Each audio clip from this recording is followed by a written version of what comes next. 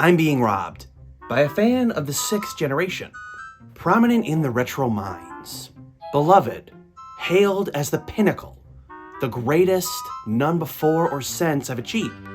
This robber's technique is utter brilliant, targeting my house at a convenient time of 2:40 p.m. in the afternoon. My car clearly parked in the driveway. Here I am, deep in contemplation of how Disney made a perfect couple out of a platonic duo.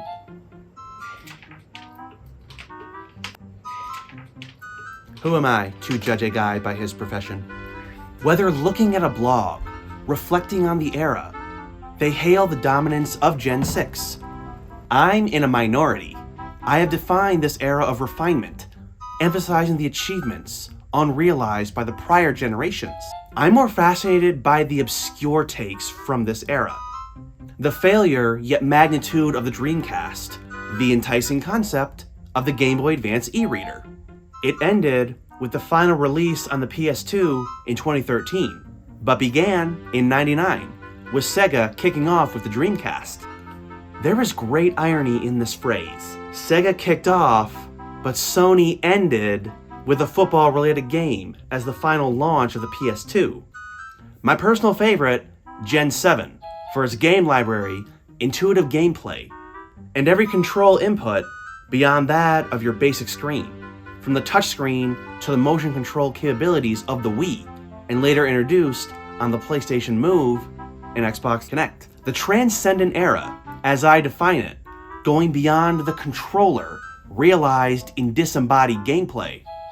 But why do people herald Gen 6 as their favorite? What makes it different? What does it set in milestone? How can I trust my own memory? Wait, Half-Life 3? Sneak peek inside?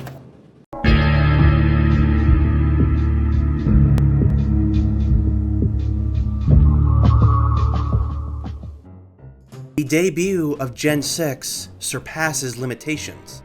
Concerns of hardware and processing alleviate. The groundwork of online gaming is established.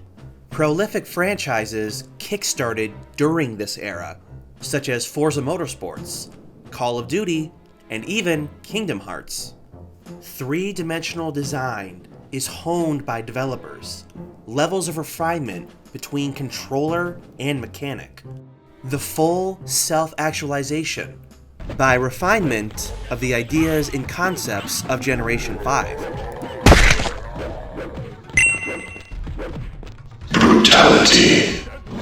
On the subject of controllers, the Duke truly emphasizes an adult audience. Dang, the ideal bludgeoning device. If only I had realized the defensive capabilities, comparable to the indestructible capabilities of console and controller. In fact, GameCube is the first controller Nintendo revitalized. The console even sports a handle, roughly the size of a boxing glove. If only I squared up in retaliation. Ah, a thief of taste and empathy. Planning safely around a game collection is an extensive endeavor. Thankfully, this video is sponsored by Secure IT. Enforcing protective identity from the ease of phone books to the paying of Venmo debt in Steam Cash. With your funds compromised, we will assist your indecisive behavior between Souls of the Damned and Organ Interior. Wait, controller skin of the fleshy variety? Anatomically, what part are these?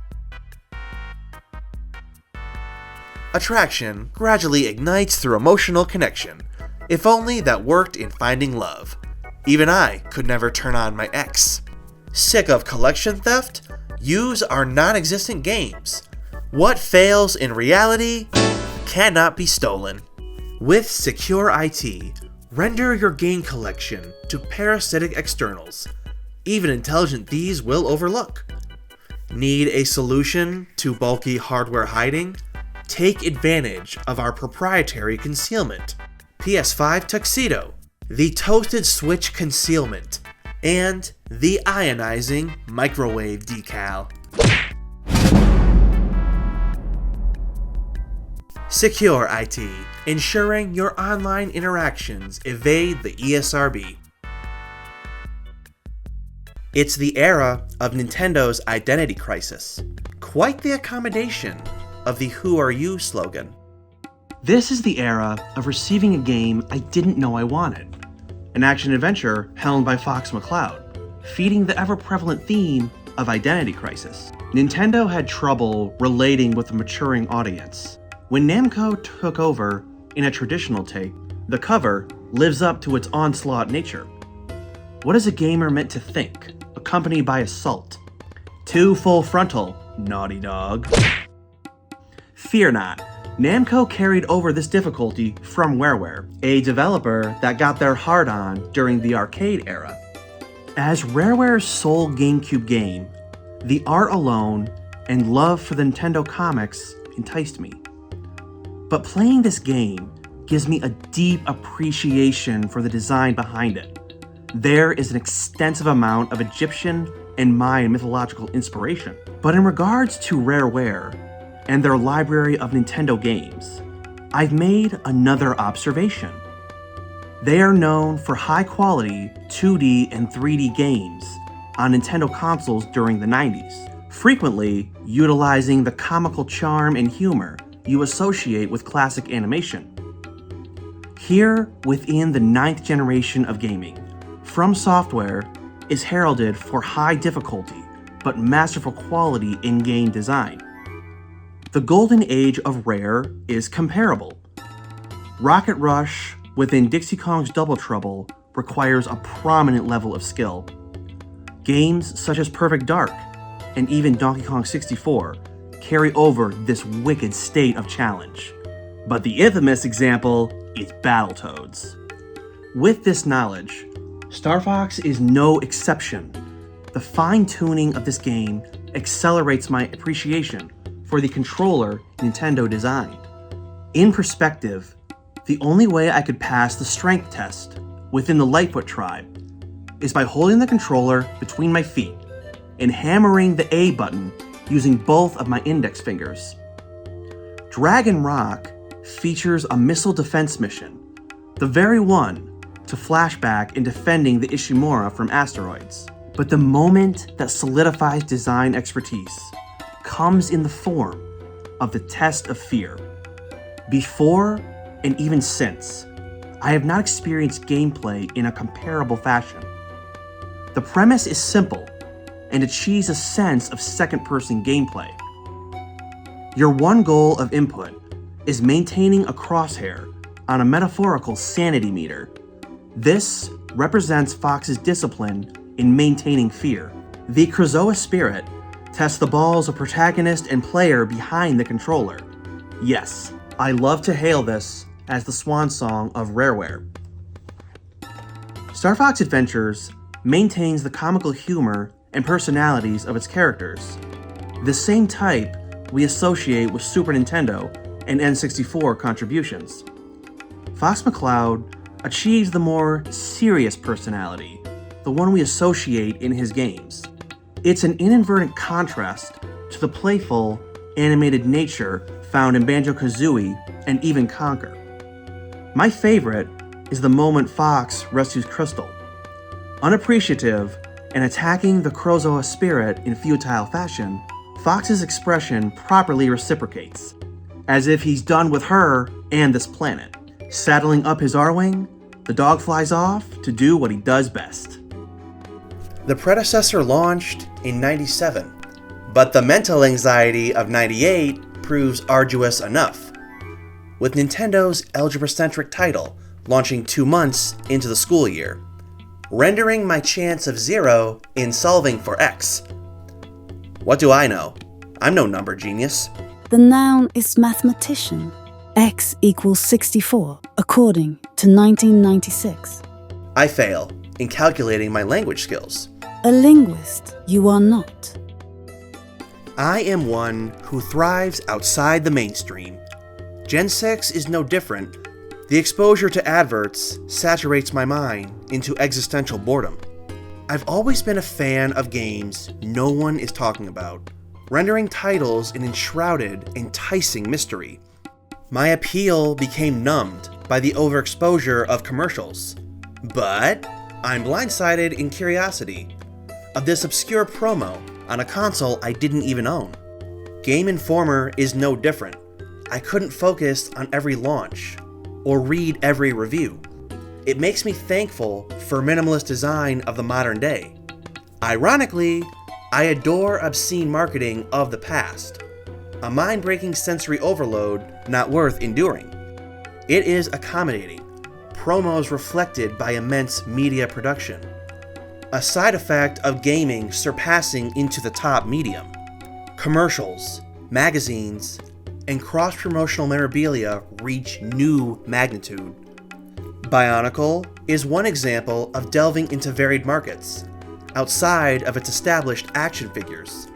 But don't neglect the relevance of Pokemon or Harry Potter, two franchises of inescapable marketing. You know, I did perceive NSYNC and Backstreet Boys as a singular entity. Delusion, 3 decades strong. But I don't recall this retroactive pass through mental exhaustion. I remember game advertising in fondness. Reigning genuine for the era of Bionicle. Commercials of unique identity, standing apart from obnoxious ads on the same show block. I covered this ingenious marketing strategy in a previous video. Thumbnail is here, link is below. For those new to the channel, I have an abundance of Bionicle videos. Take your freedom and check out here on Rated Exploited. Keeping up with the accelerated nature of entertainment manifests the finite mentality, which is why I latch on to the greatest of impressions. But reflecting on the game libraries of others, we each have a unique identity, different taste of play style and favored genre. Nintendo fans have far more consistency amongst consoles, but PlayStation thrives on its game diversity. Consecutive consoles with continual variety. Variety is where I thrive in perception. I admit, I didn't buy into Dreamcast, Xbox, or PS2 as a child. Now, I collect, select, and elect in saying goodbye to the library. Time to file this loss in the annual tax return. The deciding factor. I named Gen 6 as the era of refinement, building on advancement and unrealized concepts. Each gamer developed their own collection of favorites. Niche launches become iconic titles. Product output increases to continental accessibility. I retain and cherish my indubitable handful. As a gamer, is your mind flooded? Are you in mental anxiety over the new levels of confusion for the all-digital Series X? Are you aware Sony took the advice of Microsoft in the name of one?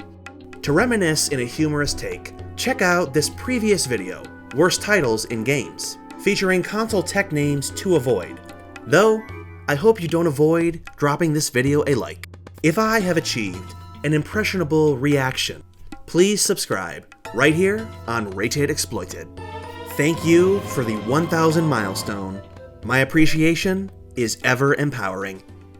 Tell me, what is your goal upon the tissue roll? Humans think I venomous. Why not channel your fear into the video linked here?